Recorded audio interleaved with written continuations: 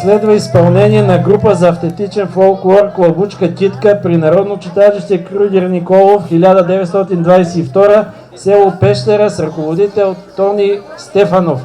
Да се готви групата от село Владимир.